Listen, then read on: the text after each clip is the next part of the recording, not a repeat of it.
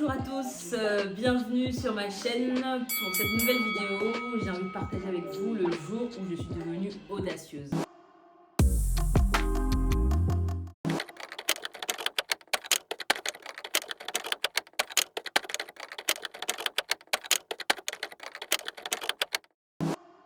Alors pour cette anecdote, je vous embarque il y a quelques années, de cela 6 ans à peu près, en sortie d'études. Donc je suis diplômée, je cherche activement, comme beaucoup d'étudiants, un CDI, contrat à durée indéterminée.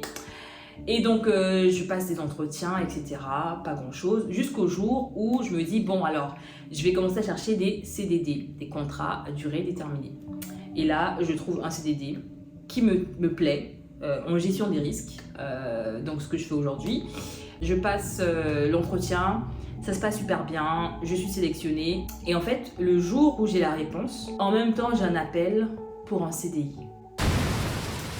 Ça se corse, parce que je me dis, pour moi, j'ai envie d'avoir un CDI et non pas un CDD. Donc voilà, je vais quand même passer l'entretien avec le CDI et j'ai le poste. Et je commence le lendemain. Et voilà, je vous raconterai aussi cette anecdote parce que c'était voilà, catastrophe. Mais du coup, j'appelle la première boîte à qui j'avais déjà dit oui. Donc je les rappelle pour leur dire je suis désolée, en fait j'ai eu une autre opportunité, donc je ne pourrai pas finalement travailler pour vous. Voilà, je vous souhaite bonne continuation. Donc ça se termine avec la première entreprise. Avec la deuxième entreprise, je commence et ils me font commencer très rapidement. Et en fait, au bout de 2 jours, je me rends compte qu'il y a une chose qui ne va pas. Ça sera l'anecdote de demain sur j'ai été victime d'une arnaque.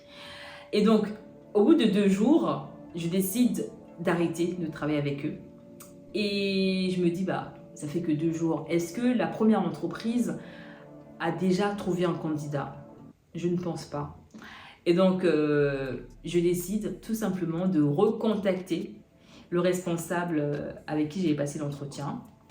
Donc je lui envoie un petit mail, il était en fin de journée, donc c'est 2 jours après, en fin de journée, je pense que c'était 18h30, 19h, donc il était déjà que au bureau. Je lui envoie un petit mail en lui disant « Bonjour cher monsieur, voilà, finalement je reviens, je suis disponible, j'ai envie de travailler pour vous parce que le CDI, là, ce poste-là, je me suis rendu compte que voilà, c'était pas vraiment adapté pour moi et tout. » Donc, sans réponse de votre part, il était 19h, hein. Sans réponse de votre part, je viens travailler demain. Vous vous dites que je suis folle.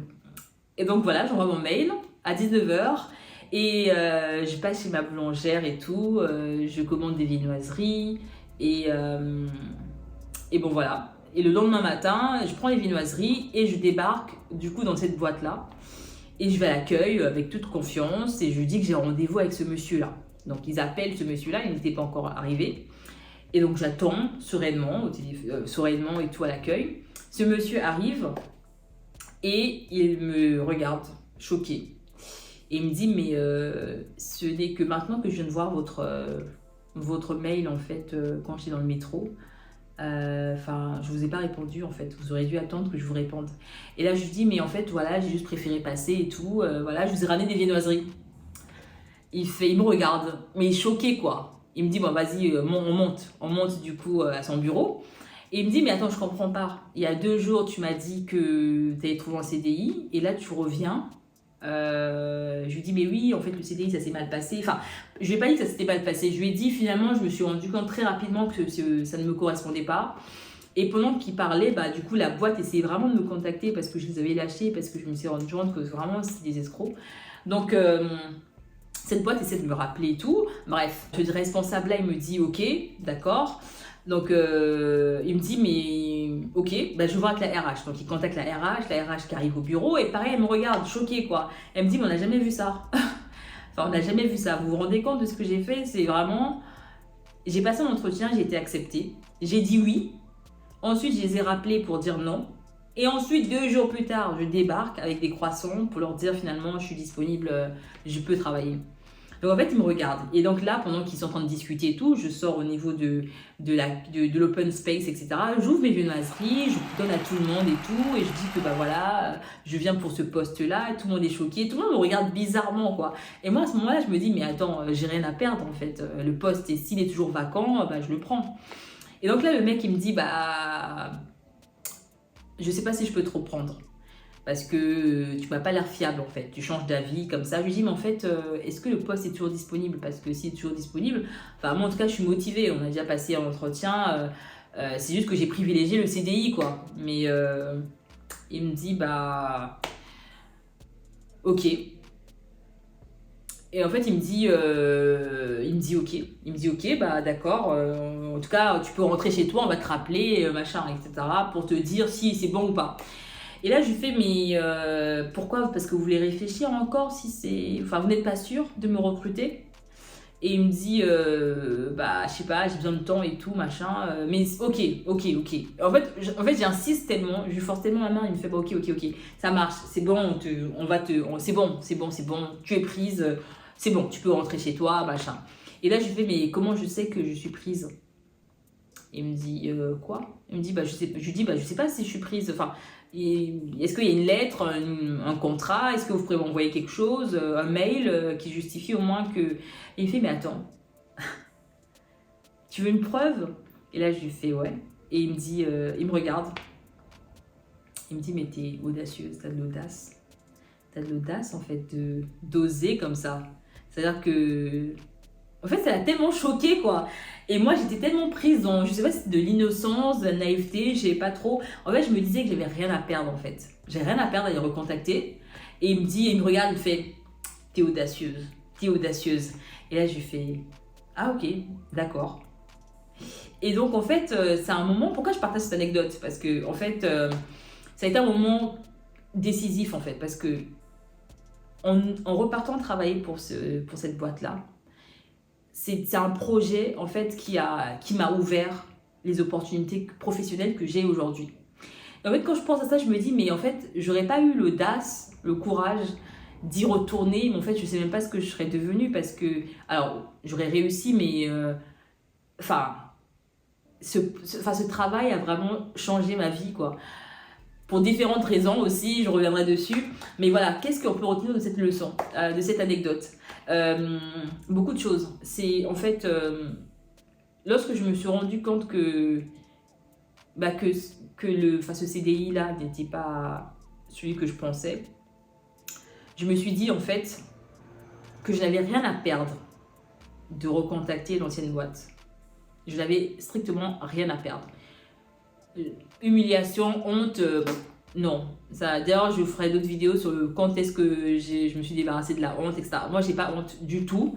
Je n'ai pas honte du tout. Je me dis, quand je n'ai rien à perdre, bah, je fonce, en fait. Et donc, j'ai recontacté ce responsable-là. Il aurait bien pu me dire non et tout. Parce qu'en fait, quand j'ai raconté cette anecdote, tout le monde m'a dit, mais en fait, jamais je t'aurais reprise. Et là, je me dis, mais bah ok, il m'aurait dit, je te reprends pas, d'accord, quoi. J'aurais continué à rechercher. Mais j'avais rien à perdre en fait. Et quand vous n'avez rien à perdre, vous avez tout à gagner. Première leçon. Quand vous n'avez rien à perdre, vous avez tout à gagner. Et moi en fait, jusqu'à présent, je considère toujours que j'ai rien à perdre en fait. Voilà, je me dis, mais en fait, il y a rien à perdre en fait. Des fois, on s'accroche à des trucs, on s'accroche à la réputation, on s'accroche ah oui, mais qu'est-ce qu'ils vont penser de moi? Qu'est-ce qu'ils vont dire de moi? Moi, j'en avais vraiment, ça ne me disait rien du tout. Je me disais, au pire, bah, je les reverrai plus quoi. C'est vrai qu'on a tendance à dire que le monde de la finance est petit, mais je me dis, enfin, ils m'auraient vu une journée, ils m'auraient dit non, on ne veut pas de toi, je serais partie en fait. Et donc, peu importe les situations que vous traversez, posez-vous toujours la question, qu'est-ce que j'ai à perdre? En général, vraiment pas grand-chose. La réputation, enfin, on n'est pas des stars, on n'est pas Beyoncé, on n'est pas Rihanna, enfin, on est, bon, vive des références, on n'a rien à perdre en fait. Donc, osez, en fait, c'est toujours la même chose, passez à l'action, passez à l'action. Cette anecdote, je la raconte, non pas pour juste la raconter, mais pour vous montrer le niveau de courage, en fait, le niveau d'audace que j'ai et que j'ai réussi à développer parce qu'il le fallait en fait. parce qu'il le fallait, sinon j'allais passer à côté de cette opportunité. Donc il y a des opportunités autour de vous, il y a des situations, il y a des personnes. Si vous êtes, par exemple, il y a une personne qui vous plaît, bon voilà, on sort du cadre professionnel, du cadre relationnel, il y a une personne, un homme, une femme que vous aimez, enfin, ou qui vous intéresse. En fait, passez à l'action, allez parler à cette personne, vous n'avez rien à perdre. Au pire, elle vous dit non, en fait, je suis pas intéressée. On passe à autre chose. Je sais pas pourquoi en fait les gens ils sont toujours en train d'hésiter à penser quoi que ce soit. En fait moi c'est un paramètre que je n'ai même plus en fait. Quand j'ai envie de faire quelque chose je le fais. Et puis voilà. Donc quand vous n'avez rien à perdre, vous avez tout à gagner. C'est le premier conseil. Deuxième conseil, écoutez-vous. C'est toujours la même chose en fait. Développez votre intuition, développez cette voix intérieure qui est en vous. Alors moi je pense cette voix intérieure, des fois je dis que c'est Dieu, c'est le Saint-Esprit, c'est l'intuition, c'est ma conscience, c'est mon inconscient. Enfin, on peut le définir comme on veut, mais ceci dit, cette voix-là qui vous pousse à faire des choses pour votre bien, bah, en fait il faut l'écouter en fait. Donc voilà, écoutez-vous ou en tout cas cherchez à développer cette intuition en fait par rapport à vos projets, par rapport à ce que vous avez envie de faire. Alors, qu'est-ce que j'ai envie? On oublie la peur, on oublie la honte, on oublie tous ces paramètres qui vous empêchent d'avancer. Faites-le, foncez. Et donc voilà, c'est ça. Écoutez cette voix et puis passez à l'action. C'est toujours la même chose. Il ne se passera rien si vous ne passez pas à l'action. Et moi, je suis passée à l'action. Et l'anecdote que je raconte, je sais qu'il y a plein de gens qui ne l'auraient pas fait. En fait, il y a plein de gens qui se seraient dit, ouais, en fait, la honte, j'ai déjà dit non, c'est pas grave, etc. Moi, j'avais rien à perdre. Et je connais des gens qui ont fait des moves, qui ont fait ce genre de choses, qui avaient été recrutés quelque part. Ils ont dit non, ils sont partis, mais ils ne sont pas revenus. Moi, c'était vraiment le truc. Moi, j'avais été recrutée, j'ai dit oui. Ensuite, j'ai appelé pour dire non. Ensuite, je les ai recontactés pour dire oui. Et j'ai pas juste recontacté, c'est-à-dire que je suis partie dans leurs locaux en mode, moi, je suis prête à bosser, en fait. C'est à prendre ou à laisser. Et en fait, j'ai eu le poste. J'ai eu le poste, mais surtout, ça a aussi créé un peu un personnage dans ce travail-là, parce qu'ils se disaient, ah ouais, elle est audacieuse, celle-là. Ah ouais, elle se laisse, ah ouais, ah ouais. Et quelque part, ça donne un peu de respect, quoi, en se disant, en fait, c'est pas n'importe qui fait ce genre de choses. Et puis voilà. Donc, c'est l'anecdote du jour. Ce sont les leçons du jour. J'espère que ça va vous inspirer à passer à l'action. Parce que c'est toujours ça, en fait. Passer à l'action. Et j'ai envie de voir vos commentaires sur des situations similaires, des situations que vous avez vécues, ou si vous trouvez que... Qu'est-ce que vous pensez de cette anecdote? N'hésitez pas à liker, commenter, partager. Demain, il y a vraiment une anecdote que je vais vous raconter. C'est le jour où je me suis fait arnaquer, où j'ai été victime d'une arnaque. Et puis voilà, j'ai hâte de vous retrouver dans la vidéo de demain. À bientôt.